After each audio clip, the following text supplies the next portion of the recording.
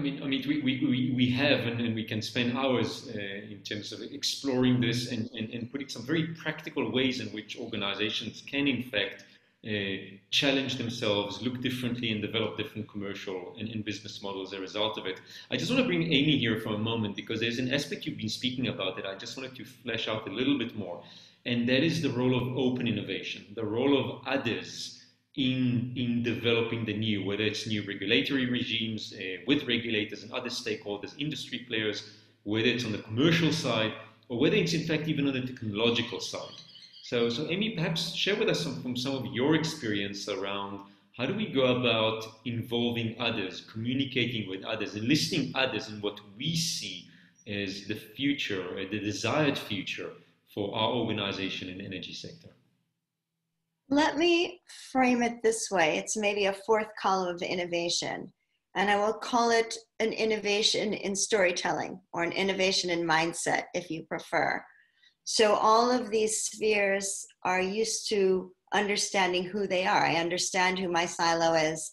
I may get so advanced that I understand what it is that I need to converge with, right, in a commercial space. But innovation ultimately comes from two things. One is the changes in human behavior that are suffusing all of these systems, the actual human regulators or the government officials or the consumers who begin to change what they will do. And the other, as you point out, are actors who we might not even understand actually are future participants or whose engagement is it required in making sure that a real transition or a lasting transition unfolds. So we can certainly go back to sort of looking at the landscape holistically, but ultimately it is also to ensuring that all along the way, what was talked about earlier here, which is reality pulling away from our ability to talk about it, because our mindsets, our story, our narrative about how we use energy or what it's for, or even what a building is and what it does, have not yet caught up to either the reality or the opportunity. So it's really important in all of these institutions, and especially I would say for leaders, to continue to revise and develop some version of achievable, aspirational story, I'll call it that engages as much as possible the stakeholders that can be seen and the opportunity for stakeholders that may not be seen yet, but who at the porous edges of this story are part of how energy will unfold and be used, stored, etc. in the future, if that makes sense in the way that I'm saying it here. Very much, and perhaps just to illustrate it to our audiences, I wanted to share a small story that hopefully brings together the technology innovation, the regulatory changes, and the business model and commercial innovation, and telling that and weaving it into a story where others would like to participate. I've always maintained and will continue to maintain that this is in fact at the heart of strategy work. This is not something that we devolve into PR departments or outside communication agency. This is really at the heart of what your strategy is if you want to make a substantive change in the way in which you tackle these messy challenges. So I'm going to tell you the story of an organization a number of years ago which wanted to bring two significant industries both in transition. They wanted to bring telecommunications and financial services, particularly payments, together into one business proposition. This is something that has been tried before and certainly tried by their organization, a very capable business, but not very successfully. And this was the first time when we sat down and had a different conversation about why would others want to enlist themselves in what you are trying to create? What would make it appealing for a regulator? And in fact, in that case, there were two regulators involved. There's a financial services regulator and a telecommunications regulator. What would make them want to substantively participate, to be enlisted in developing something new for which the future is unclear, for which we don't have a regulatory regime in place, for which someone would need to write a new rule book, and at the end of which a consumer can walk into a telecommunications store and engage in a full suite of financial services, both physically in the store as well as in online channels. We had to weave in a lot of the work that was done around technological advancements, new credit cards, new encryption technology that was becoming available.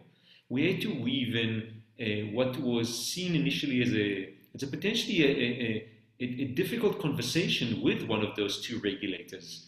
And I guess by bringing some imagination into it and walking back from a particular future that they started to see, that became a bit more practical and available. In fact, the first meeting with that regulator went exceptionally well.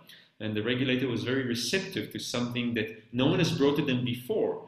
And they felt part in becoming educated in the process. And thirdly, a completely new commercial model was developed that was then implemented by this organization. They're still very much the market leader in that particular business, in that particular industry. And they've managed to bring, certainly first in their regional market, they managed to bring the two together.